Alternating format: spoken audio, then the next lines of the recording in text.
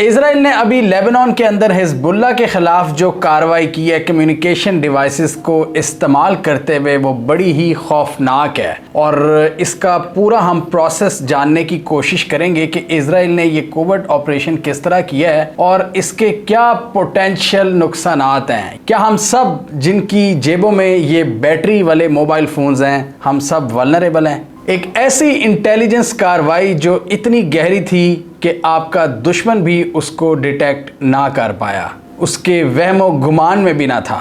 इसके अलावा ये डिप्लोमेसी की भी एक आला एग्जाम्पल है। तो आज हम जानने की कोशिश करेंगे इजराइल की इस कार्रवाई की, इजराइल ने इसको कैसे कंडक्ट किया है। तो जैसा कि आपने ख़बरों में सुना होगा कि पेजर डिवाइसेस को इस्तेमाल किया गया, कम्युनिकेशन डिवाइसेस को, वो हिजबुल्लाह के लोगों की जेबों में थी या कहीं भी उनके हाथ में थी, वो ब्लास्ट हो गई और इसकी वजह से मल्टीपल जगहों पर धमाके हुए, लो इंटेंसिटी ब्लास्ट, और इसमें 2700 से ज़ायद लोग ज़ख्मी हुए और 12 से ज़ायद हलाकतें। पेजर एक खुफिया कम्युनिकेशन डिवाइस होती है जो मैसेजेस को भेजने और रिसीव करने के लिए इस्तेमाल होती है। ये दूसरे आपके जो कन्वेंशनल तरीके हैं उनसे हटकर होती है और ये सिक्योर कम्युनिकेशन का काम करती है।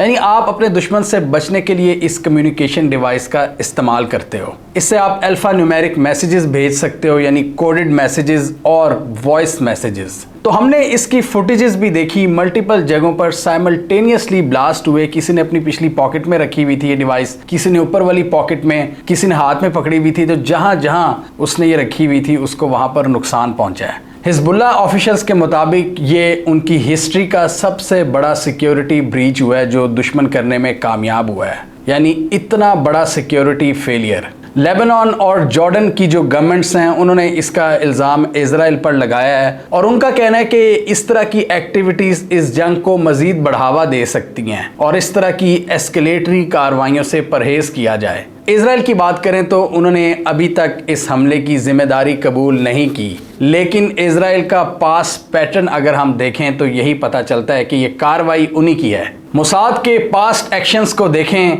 तो यही पता चलता है कि ये उनकी एक खुफिया कार्रवाई है जो बड़ी ही सोफिस्टिकेटेड है और बड़े ही प्लान तरीके से इसको किया गया है और इसकी तैयारी में उनको कई महीने लगे हैं। अब सवाल ये पैदा होता है कि इजराइल ने इतनी सोफिस्टिकेटेड कार्रवाई किस तरह कंडक्ट की है। क्या उन्होंने उन पेजर डिवाइसेस में कोई एक्सप्लोसिव रखे हुए थे, ये कोई हार्डवेयर सिक्योरिटी ब्रीच था, या सॉफ्टवेयर के जरिए उन्होंने इन डिवाइसेस को उड़ाया है?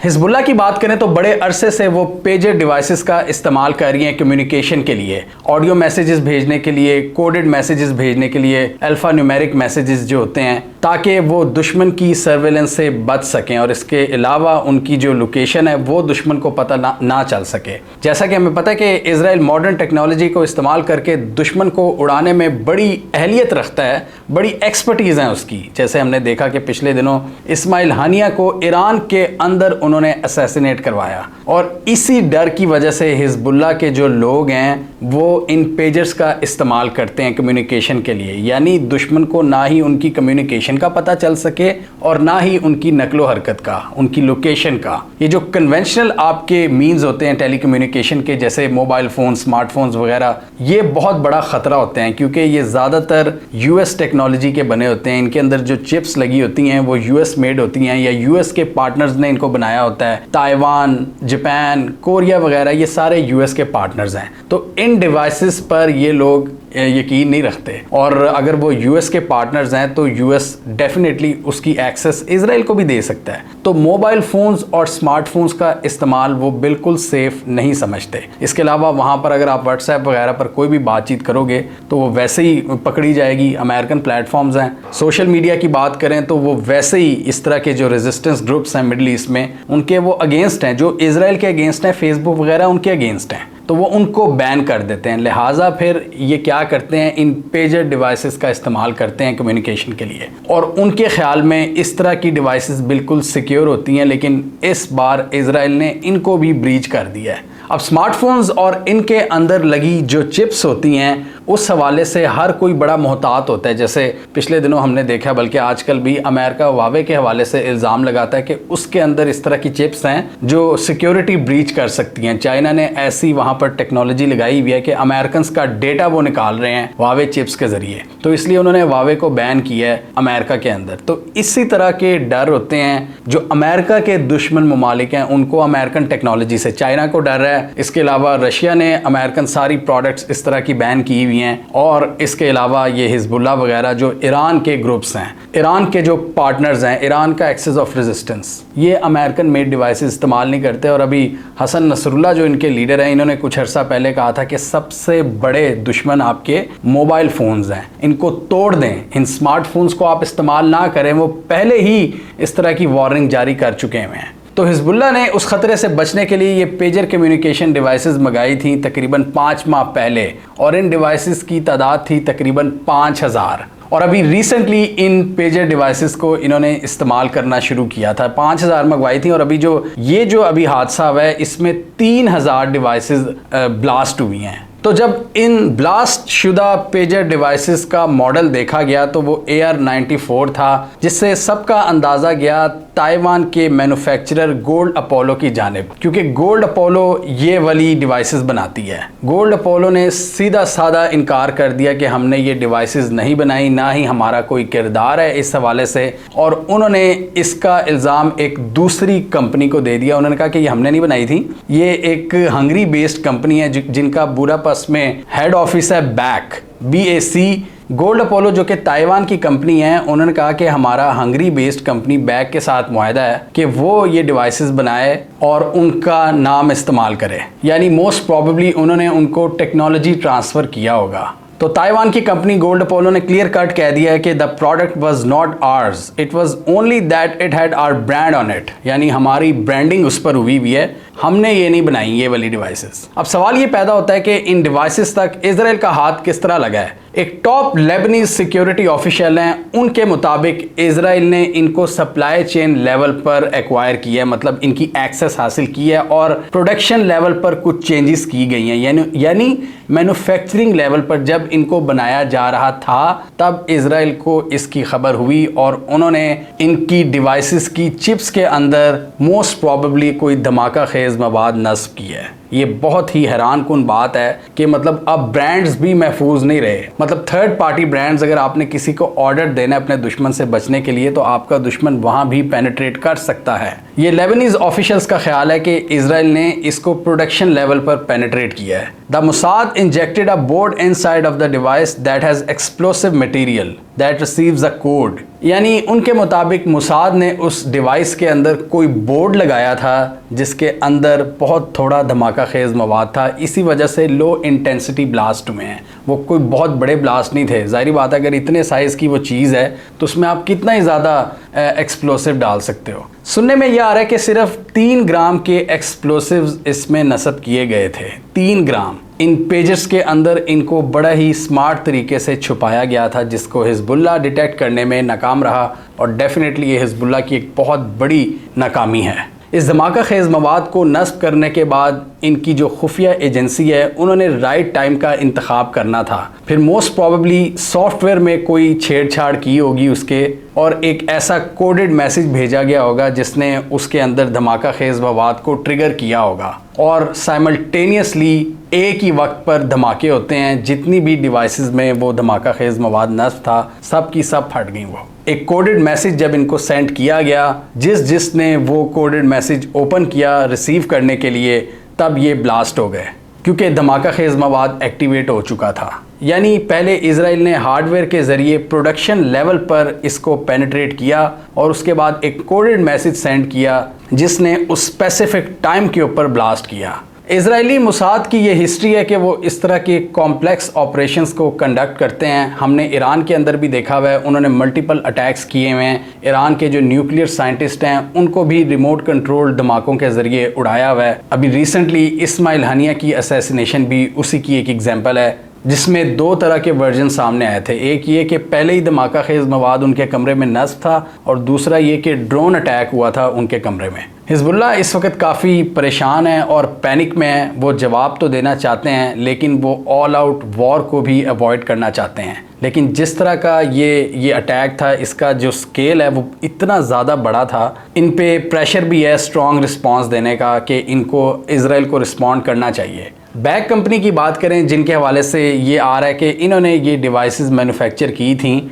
उनके अभी ऑफिशियल से कोई राब्ता नहीं हो सका। बड़े बड़े मीडिया हाउसेस का वो इनसे राब्ता करने की कोशिश कर रहे हैं, क्योंकि अब वो डेफिनेटली एक बहुत बड़ी मुश्किल में फंस गए हैं। अगर प्रोडक्शन लेवल पर मुसाद ने उसका एक्सेस हासिल कर लिया था, तो ये इस कंपनी की सिक्योरिटी के लिए एक बहुत बड़ा सवालिया निशान है, और इनकी क्रेडिबिलिटी दांव पर लग जाएगी कि कोई भी इंटेलिजेंस एजेंसी प्रोडक्शन लेवल पर इनकी प्रोडक्ट को पेनिट्रेट कर सकती है, उसमें छेड़खानी कर सकती है, उसमें धमाका खेज मवाद रख सकती है। इससे ये भी साबित होता है कि इजराइल कितना स्ट्रॉन्ग है डिप्लोमेटिकली। वो कहीं भी जाकर, मतलब अब वो मुल्कों के अंदर उनकी जो कंपनीज़ हैं उनके अंदर भी पेनिट्रेट करना शुरू हो गया है। और डेफिनेटली इनको किसी ने इतला दी होगी, ये इंटेलिजेंस फेलियर होता है कि जब हिजबुल्लाह ने ऑर्डर दिया होगा इन डिवाइसेस का, उस ऑर्डर की इतला पहुँच गई इजराइल को, और इजराइल ने डिसाइड किया कि इन डिवाइसेस के साथ छेड़खानी की जाए। मुझे यहाँ पर एक वाक़या याद आ रहा है, 1984 में सियाचिन पर भारत कब्ज़ा करने में क्यों कामयाब हुआ था। पहले कि उन्होंने एक कोई ब्रिटिश कंपनी थी शायद, तो सोल्जर्स के लिए जो स्पेशल गियर होता है, जो इक्विपमेंट होता है, जो उन पहाड़ों पर रहने के लिए फिजिबल होता है,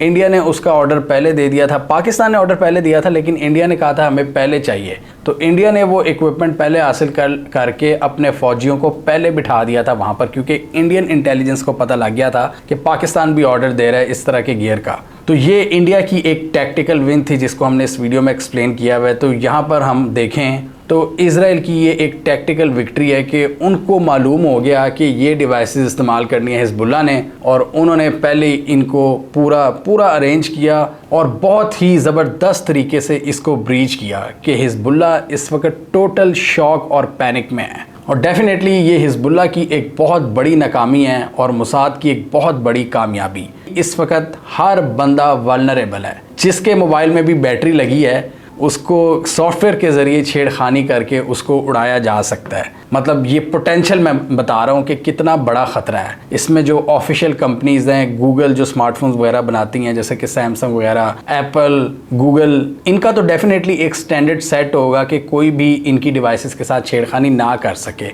प्रोडक्शन लेवल की मैं बात कर रहा हूँ, बाद की बात नहीं कर रहा, प्रोडक्शन लेवल पर। मतलब अगर पाकिस्तान में अगर किसी मार्केट में आ जाती है, फॉर एग्जांपल हाल रोड पर, तो हाल रोड के अंदर से तो उसको ब्रीच किया जा सकता है, लेकिन प्रोडक्शन लेवल पर ब्रीच करना ये एक बहुत बड़ी ब्रीच है। लेकिन इस तरह की जो डिवाइसेस होती हैं, जो खुफिया टेलीकम्युनिकेशन डिवाइसेस होती हैं, अब वो भी महफूज नहीं रही। हिजबुल्लाह वाले समझ रहे थे कि हम बड़ी आसानी से इन पर राब्ता कर सकते हैं और अपनी लोकेशन को छुपा सकते हैं मुसाद से, लेकिन वो इस दफ़ा इसमें भी नाकाम रहे। और कुछ इतलात ये भी आ रही हैं कि इस हमले को इजराइल ने किसी और मौके पर इस्तेमाल करना था, कोई कोऑर्डिनेटेड अटैक जिसमें इजराइल ने कन्वेंशनल और साइबर स्पेस दोनों पर हमला करना था। एक बड़े ही ज़बरदस्त तरीके से हिजबुल्लाह को शॉक पहुंचाना था, लेकिन हिजबुल्लाह के कुछ ऑफिशियल्स को इसका पता लग गया था, लिहाजा इजराइल ने इस ऑपरेशन को पहले ही कंडक्ट कर डाला। उन्होंने कहा ठीक है, अभी यही सही, बाद वाले ऑपरेशंस बाद में देखेंगे, अभी ये चूँकि लीक हो गया इसका प्लान, तो हमें अभी ही इसको एग्जीक्यूट करना होगा।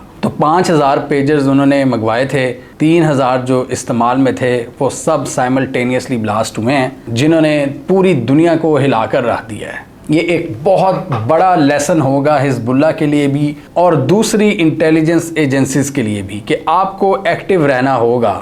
दुश्मन आपको कहीं से भी कारी ज़र्ब पहुंचा सकता है, उसके लिए एक ही हल है कि आपको विजिलेंट होना है और दुश्मन के प्लान से पहले ही अपनी जो सारी प्रेपरेशन है उसको कंप्लीट रखना है और अपने सिस्टम्स को इतना सिक्योर बनाना है कि दुश्मन उसको पेनिट्रेट ना कर सके। और इससे ये भी चीज़ ज़ाहिर होती है कि कम्युनिकेशन के हवाले से आपको ख़ुद मुख्तार होना पड़ेगा। आप दूसरे मुल्कों की डिवाइसेस पर अब रिलाय नहीं कर सकते। क्या पता उनको मुसाद और CIA ने पहले ही ब्रीच किया हो। इससे हमें ये भी पता चलता है कि आम लोग तो एक तरफ वो तो ब्रांडेड डिवाइसेस का इस्तेमाल कर सकते हैं, ये सैमसंग, एप्पल और दूसरी जो चाइनीज़ मोबाइल कंपनीज़ हैं, लेकिन आपके जो सिक्योरिटी ऑफिशियल्स हैं उनके लिए बहुत ज़रूरी है कि वो अपने मुल्क का बनाया हुआ इंडिजिनस इक्विपमेंट इस्तेमाल करें ताकि उसको कोई ब्रीच ना कर सके। उसको भी ब्रीच किया जा सकता है अगर कोई अंदर का बंदा इंफॉर्मेशन दे दे दुश्मन को, कोई की सॉफ्टवेयर या हार्डवेयर इंफॉर्मेशन दे दे, उसके ज़रिए पेनिट्रेट किया जा सकता है, लेकिन स्टिल वो एक बहुत सेफ़र तरीका है आपके कन्वेंशनल तरीक़ों की निस्बत।